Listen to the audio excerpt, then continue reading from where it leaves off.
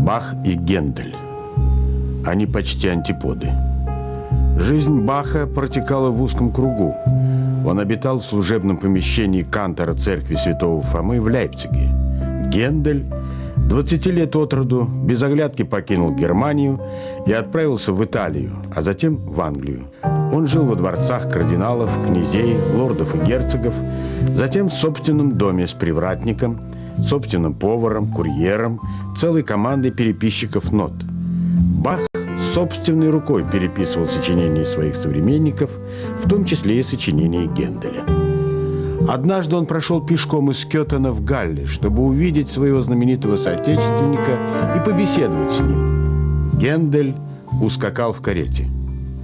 Место захоронения Баха не было отмечено хотя бы надгробным камнем, а вдова умерла как нищенка, вынужденная жить подаяниями. Гендель похоронен в Вестминстерском аббатстве в Лондоне.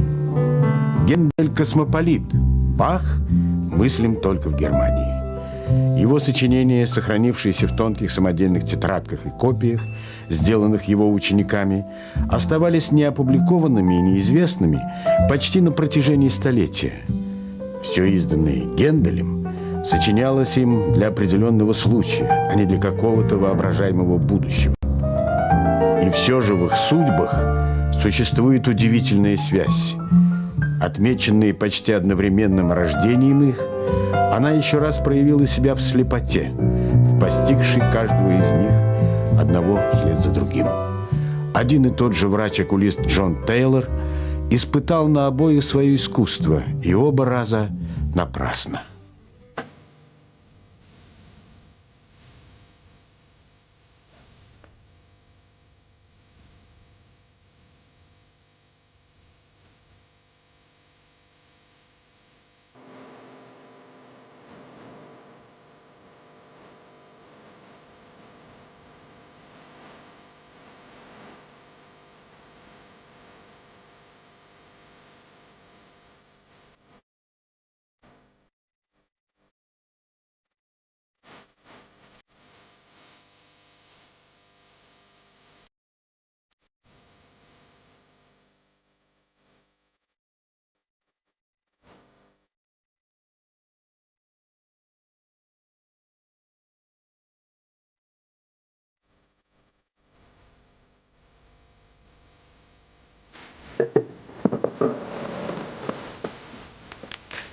Звездный час. Я не пророк, но все же осмелюсь пророчествовать. Сегодня грядет звездный час.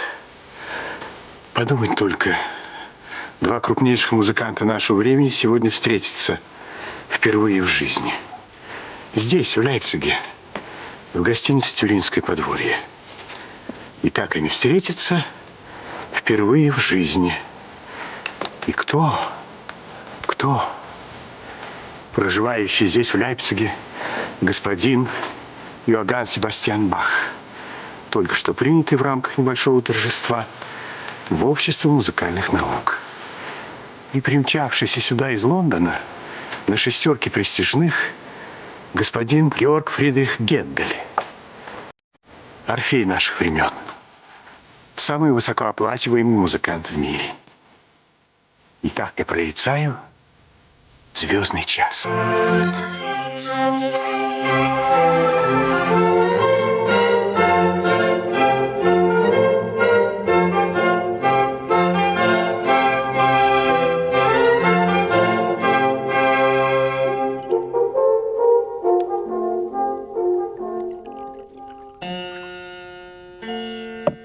А что торжество? Разве уже закончилось, господин Гендель?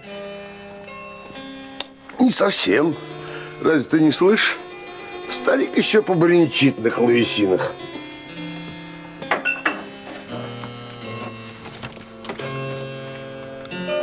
А если в зале заметишь, что вас нет? Едва ли, Шмидт, едва ли. Я ж сидел в последнем ряду. В последнем ряду вы? В самом углу, слева. Но вы же почетный член этого общества. Как выяснилось, не я, Шмидт. Не я. Только мое имя. Какой скандал. Ну, представляешь? Прихожу с опозданием. Ну, как всегда. Вот, аплодисменты, как обычно. Ничего подобного. Торчу в дверях. Все взоры устремлены туда, где стоит этот господин Пах. Бах, господин Гендель. Бах, да, пусть Бах. Весь в слезах от умиления. Парик съехал на бок, а какой-то идиот несет несусветную чушь о музыке, как о науке. От дури башка. Музыка. Какая-то наука. Музыка. Если вдуматься, это коммерция.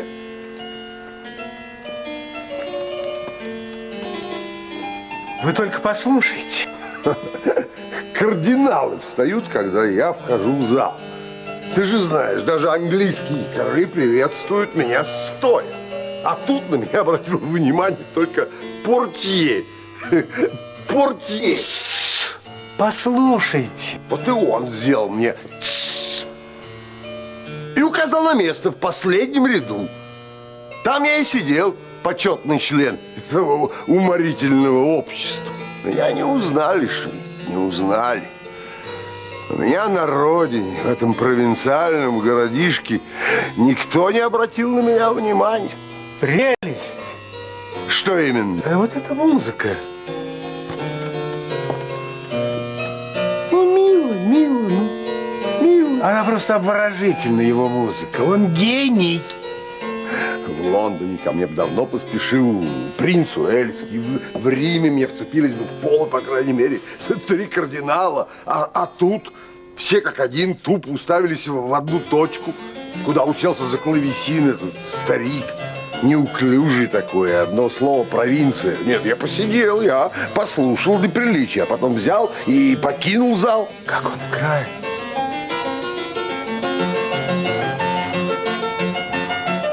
Надо сразу уехать. Просто взять и тут же уехать. И это родина, родина. Пустая трата времени. Я уезжаю. Господин Гендель, вы пригласили его отобедать. Да, ты прав, Шмидт. Прав. А то еще эти провинциалы скажут, что я оставил коллегу голодным. Знаешь, у него такой вид, словно он готов съесть черта с рогами.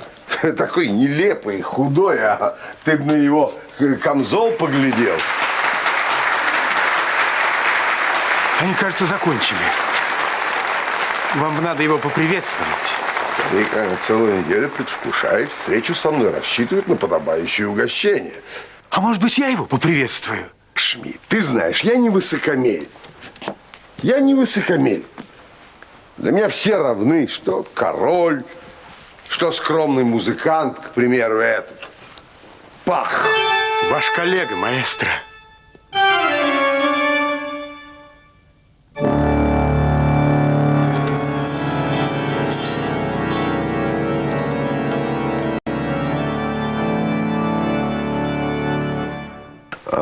Дорогой мой, входите, входите. Вы так любезно. Будьте моим гостем. Входите. Так любезно. Добро пожаловать. Проходите, проходите. Так любезно. Слушайте, будьте и вы столь любезны. Войдите и захлопните дверь. Ужасно дует, у меня спина болит. Ну, здравствуйте, здравствуйте. Прошу вас. Прежде всего, примите мои поздравления, коллега. Поздравления с высокой честью. Как-никак член общества музыкальных наук. Музыкальных наук. Кстати, кто-нибудь знает, что это такое общество музыкальных наук? Как? Даже вам не ясно? А откуда мне знать? Вы же почетный член этого общества. О, дорогой мой, я еще почетный доктор Оксфордского университета и понятия не имею, чем они там в Оксфорде, собственно говоря, занимаются. Присаживайтесь, присаживайтесь. Да. Что? Нет, ничего, ничего. Ну вот, теперь мы с вами приступим к трапезе. Трапезе? Ну, конечно, я пригласил вас на трапезу, любезный коллега. Вы так любезны. Ну, нет, всего лишь маленький фрüштик. Кусочек того, кусочек всего, закусочки, паштет, зажаренный каплун, омаров самую малость, котлеты из баранины, но главного блюда, я вам пока не выдам, это будет мой сюрприз.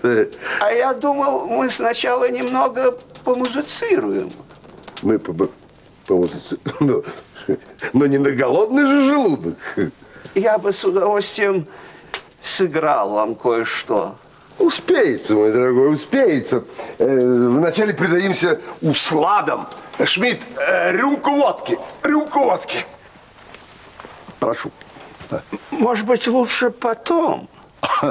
Знаете, наслаждение никогда не следует откладывать на потом, иначе они достанутся другому.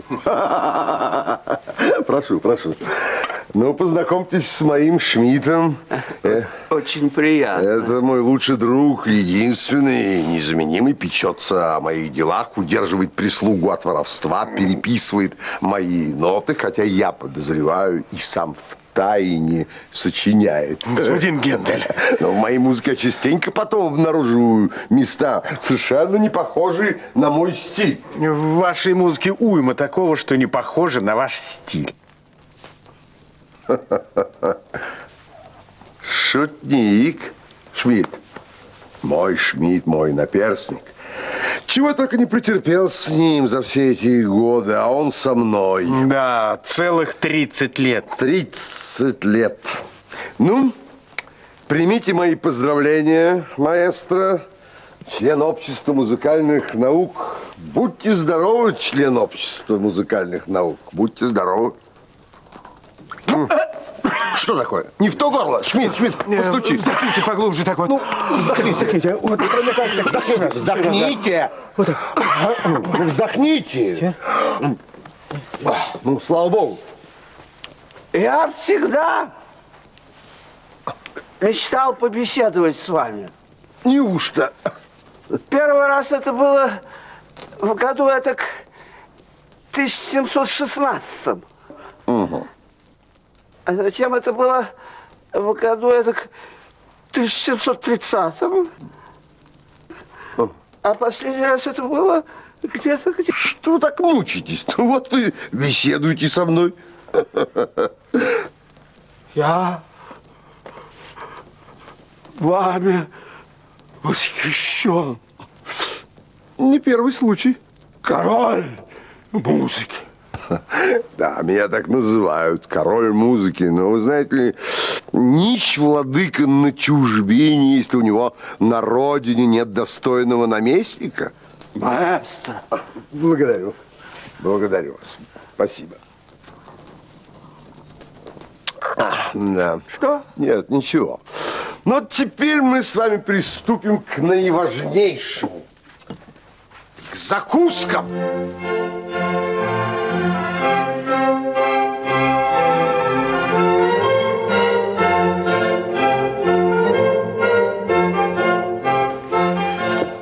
Могу ли я самым сердечнейшим образом поздравить вас с оказанной вам великой честью? Благодарю вас. Вот тот, кто достоин этой чести. Благодарю. Вот, наконец, тот, кто действительно достоин этой великой чести. Устрицы. Что? Я велел подать устрицы. А разве их здесь нет? А я что, ослеп?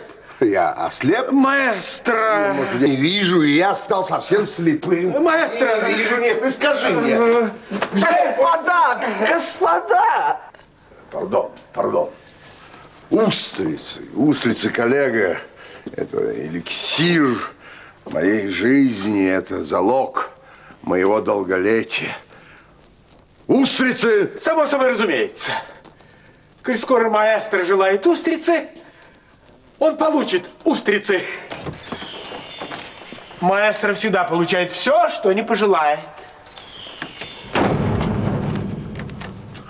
Почему этому прощелыге обязательно нужно хлопнуть дверью?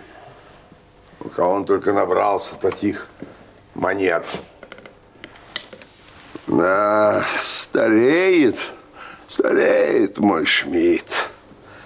Стареет. Впрочем, как все мы, тащимся по жизни, чтобы в конце концов оказаться стариками. Старыми стариками. Только и всего. Что с вами? А что со мной может быть? У вас глаза. Вот, глаза. А вот что с моими глазами? Нет, ничего. Ничего. Да, ничего. Я просто немного устал. Ох уж это родина.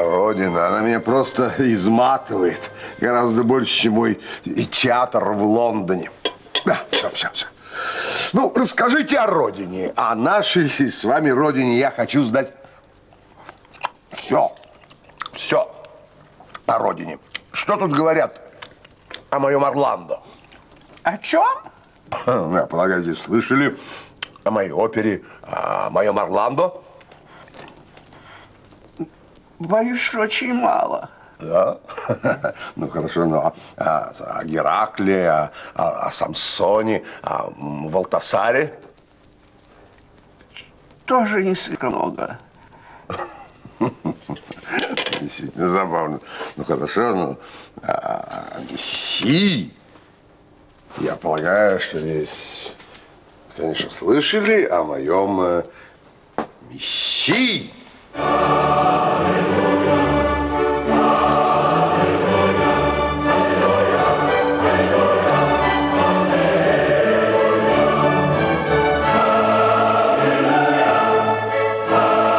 Ну так что тут говорят о моем Мессии?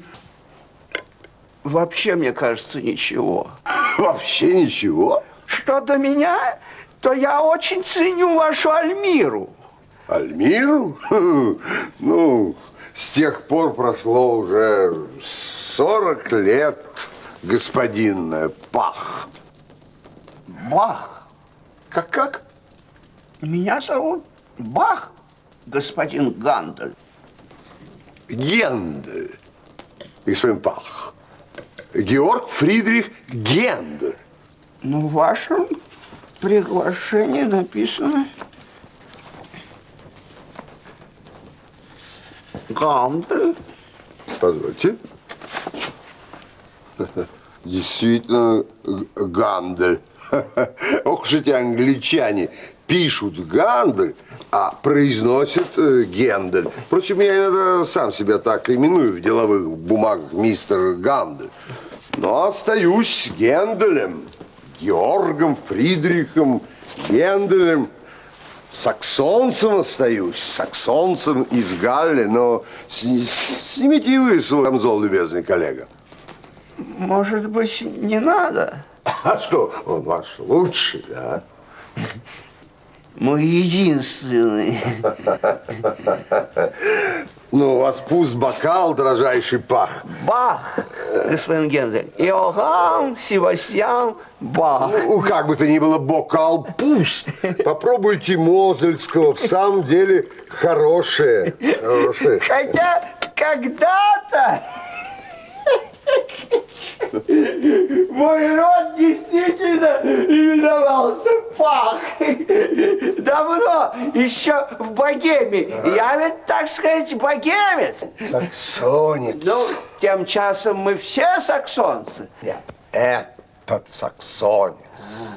Так меня всегда именовали итальянцы, или Сассоне, или Карро Сассоне. Они всегда это кричали: «Вива иль Карро Сассоне! Да здравствует наш любимый саксонец!» Нашего любимого саксонца на сцену. Вот как раз тогда в Италии на премьере моей Агриппины. Ах, Что это был за вечер, коллега?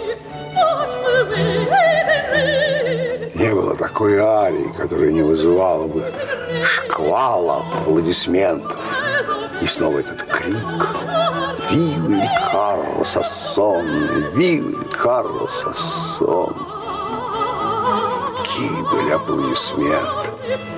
Такие аплодисменты уносят с собой вечность. Италия. Италия. Вы любите Италию? А? Я там никогда не был. Никогда не были в Италии? Почему?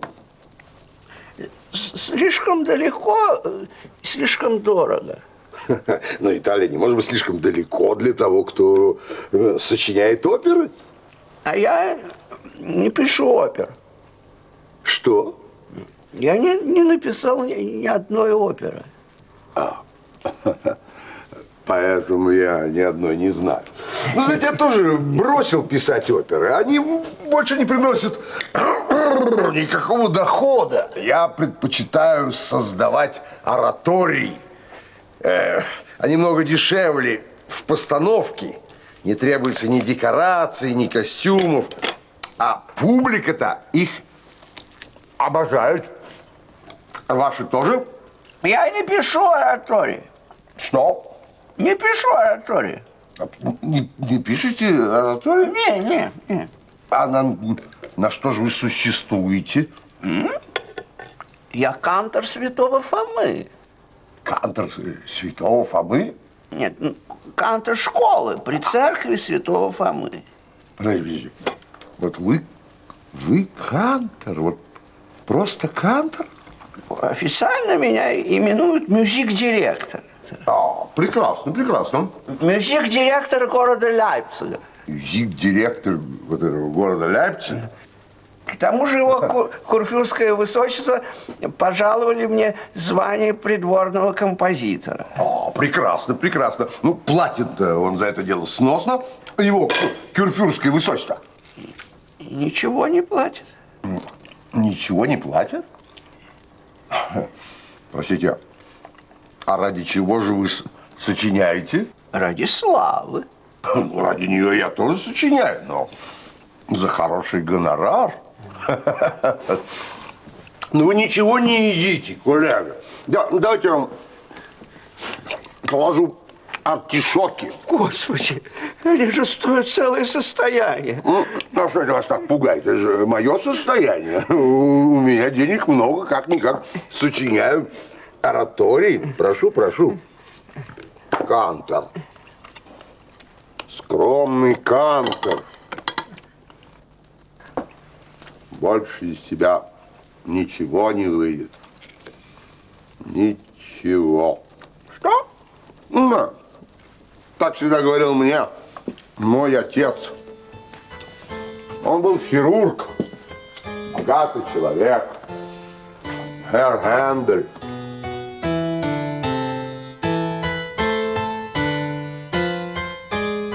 Роскошный дом, огромное состояние. Он хотел вышибить музыку у меня из головы. Мальчишка каждый раз получал подзатыльник, когда садился за клавесин. А мне доставалось, когда я не садился. Это называется счастливое детство. Так уж заведено в семьях музыкантов. В нашем роду 7 поколений музыкантов. Это длится уже 200 лет. 200 лет. В моем нет. Гендель не музыкальный. Но вы-то ведь... Я первый, последний, единственный в своем роде. Музыка. Вечно одна только музыка. И мальчик просто музыкант. Просто музыкант. Только и всего. Просто. А вот у меня за спиной всегда стоял отец с палкой, чтобы вышибить из меня эти музыкальные бредни, пока я не сбежал из дому, да? Я был вынужден сбежать.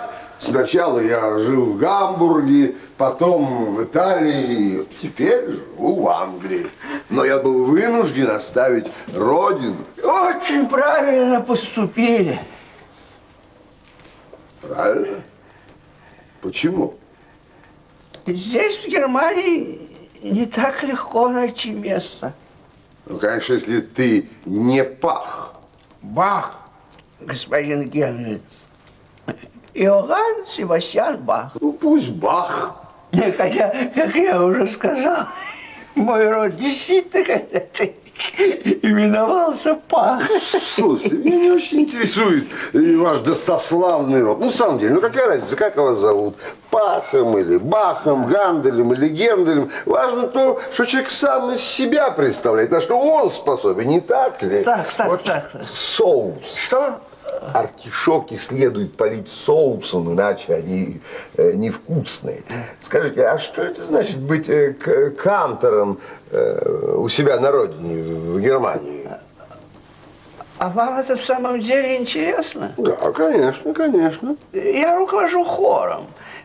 В мои обязанности входит сочинять кантаты, а к Пасхе еще непременные пассионы.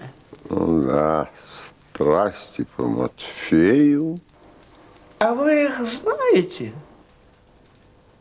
Как и вы Мессию. А?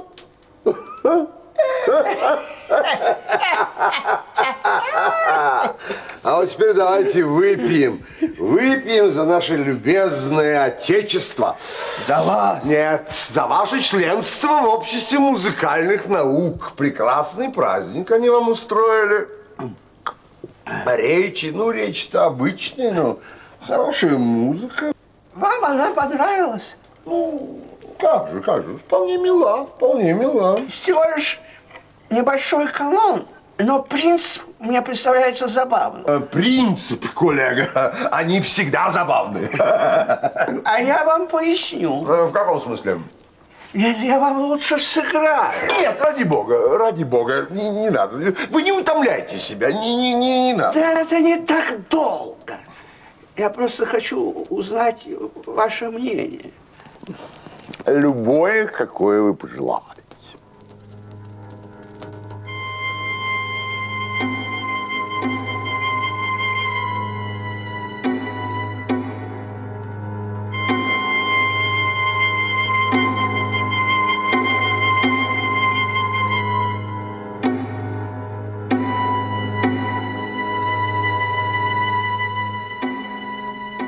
Тут, кажется, где-то должен был быть клавесин.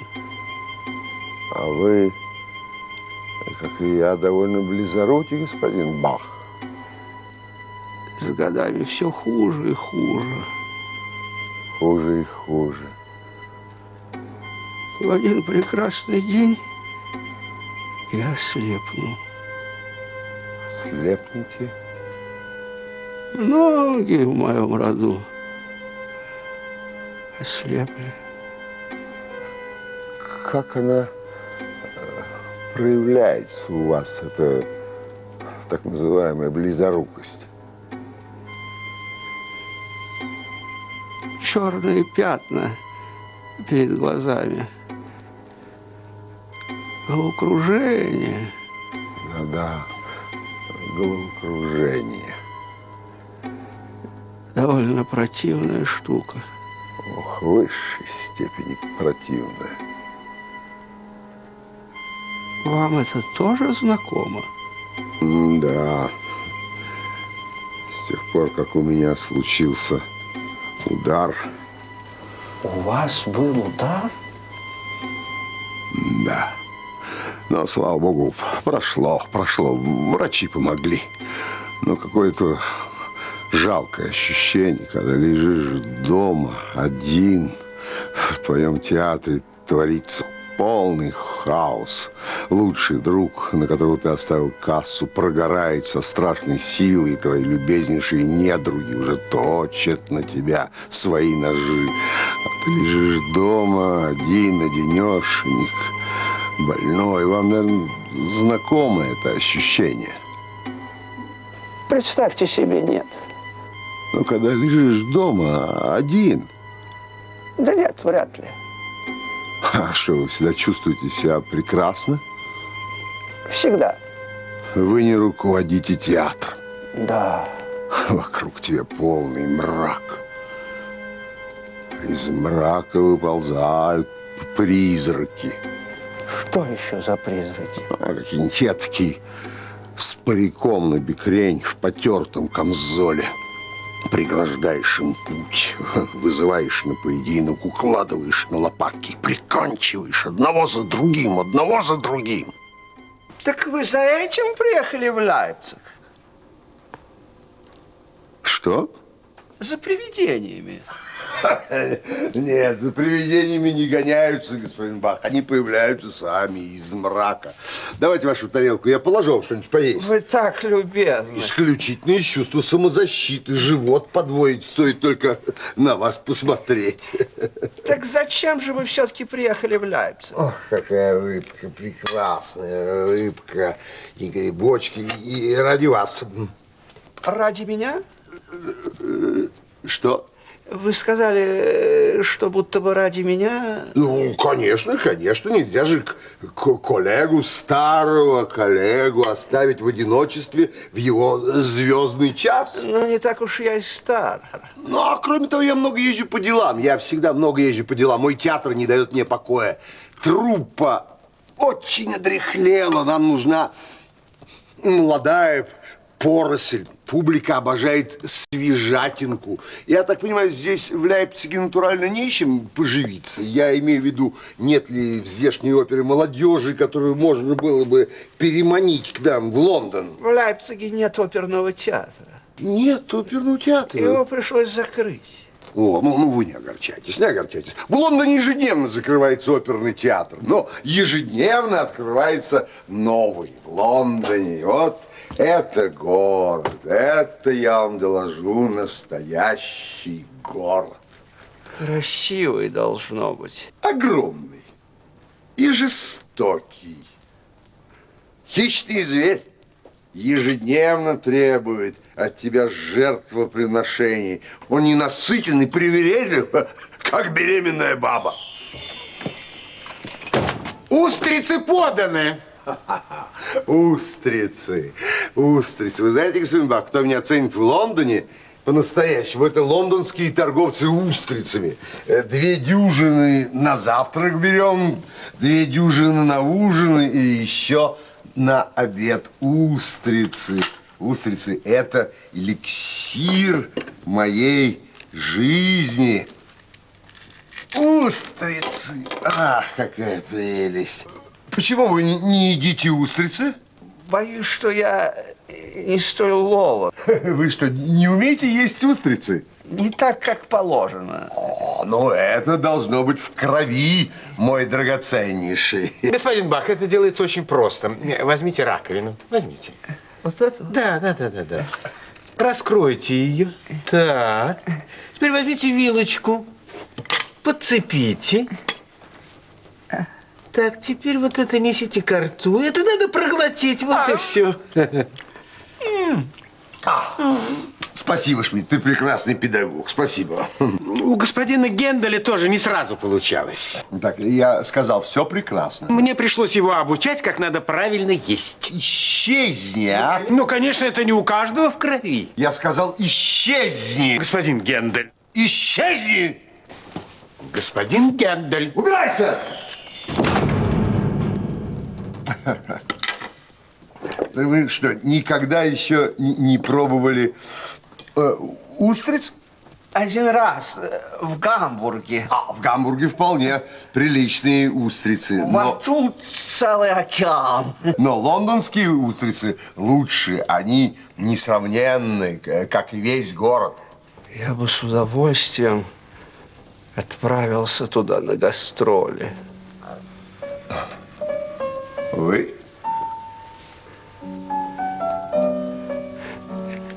Устрицы объедения. Каких наслаждений лишена наша Родина? Подождите. Вы сказали, что вы хотите отправиться на гастроли в Лондон? На пару концертов, может быть. Лимон. Прошу прощения? Вот возьмите лимон и выдавите в ваш океан. На пару концертов. Мне даже не нужен большой гонорар. Только бы сыграть в Лондоне. Хотя в деньгах я очень нуждаюсь. Выкиньте-ка эту идею из головы, коллега, и как можно скорее. Почему? Простите меня, но у каждого города свой масштаб. Но вы же пользуетесь там успехом. Ну, потому что я под стать этому городу.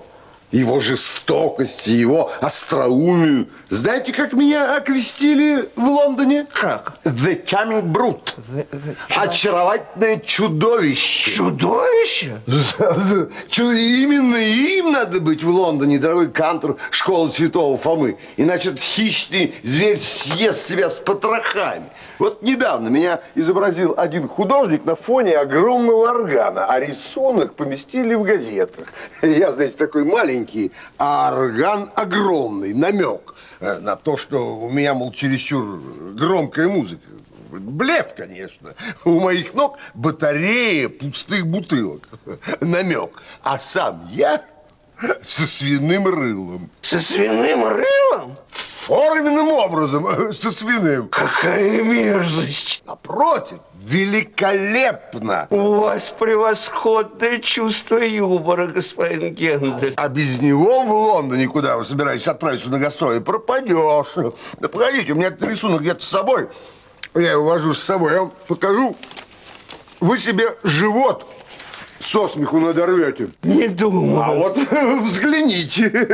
Вот художник Джон Гаупи, добрый малый. Так вот весь Лондон, глядя на это, в газетах сотрясался от смеха. Но никто не смеялся так громко, как я. Это единственный рецепт. Хохотать самому громче всех, чтобы заглушить все остальное. Хохотать, как эти ужасные певцы, которые поют в моих операх и хохочут. Ха-ха-ха-ха.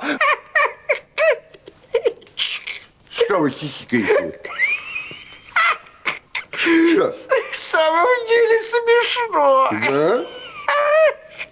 Слушайте, и очень даже похоже.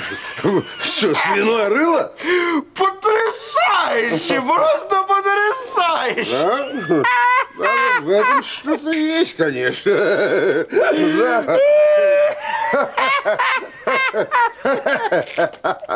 Да. Хватит. Вы получили удовольствие. Мазила, мой злейший враг, по политическим мотивам. Устрицы объедения. С вашего разрешения еще парочку. Таков этот город, Лондон, куда вы собираетесь. Это джунгли, джунгли, борьба. Одна только борьба, разнообразнейшими средствами. Никакое оскорбление там не считается чрезмерным. Никакой навет слишком подлым. Чего только не сочинили про меня эти наушники, что я обжора, пьяница, что я не способен завести жену, детей. Ну скажите, ну когда мне, художнику, заниматься семьей? Я женат. Что, и дети есть? 20. 20? Многие уж умерли. Ох, вот цена славы. Что? Эти нападки, эти атаки. Против этого есть только одно средство, господин Бах.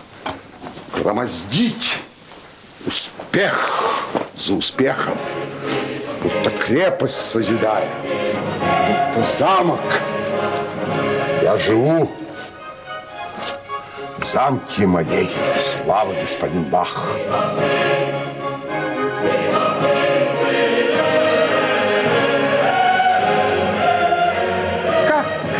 хорошо. Вообще ничего хорошего. Одиночество. Бесконечное, словно вселенная.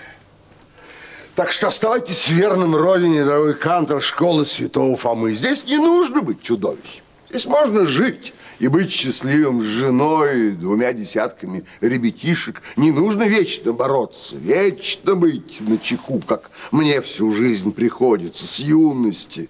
Тогда в Гамбурге с этим Маттезоном. С Маттезоном? Да, это друг моей юности. Знаменитый критик. Разве? Самый знаменитый из немецких критиков. Такому не попадайся на язык. Правда, обо мне он пишет очень мило. Маттезон? Он считает меня, я думаю, очень хорошим композитором. Бас, да? Он называет меня гением. Дескать, я мог бы быть гордостью нации.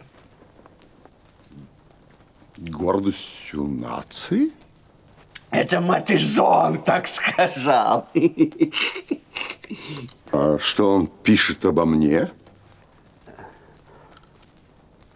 В последнее время не слишком много. Что? О Мессии? Что он говорит о моем Мессии? Вообще, мне кажется, ничего. Вообще ничего. Господи, у него столько важных дел. Это нуль! Он нуль! Он давно хочет меня спихнуть. Он всегда этого хотел, этот жалкий болтун. Оставь в покое духовную музыку. Для этого нужно иметь веру. Для этого нужно иметь другого бога, кроме собственного я. Не понял. Но это Маттезон так сказал о моей первой оратории. Это у меня-то нет веры. У меня, который создал Мессию. Пиши оперы, на это тебя хватит. Это ничтожество вами восхищается. Он меня ценит. Болтун, болтун и больше ничего. Устрицы, я, пожалуй, еще парочку. Послушайте, вы же хотели мне поиграть. Я вам? Ну, сыграйте мне что-нибудь. Прямо сейчас? Я тоже хочу, наконец, оценить ваш гений. Ну, хорошо. Клавирную партиту номер 4. Нет, лучше гольберговские вариации. Я их сочинил для графа Кайзерлинга, потому что его замучила бессонница. И что, когда он прослушал это, принял его Морфей в свои объятия? Думаю, да. Моя музыка, слава тебе, Господи, ни на кого не нагоняла спячки. Ну, играйте вашу снотворную музыку за здоровье графа Кайзерлинга. Итак, гольберговские вариации. Мускатель.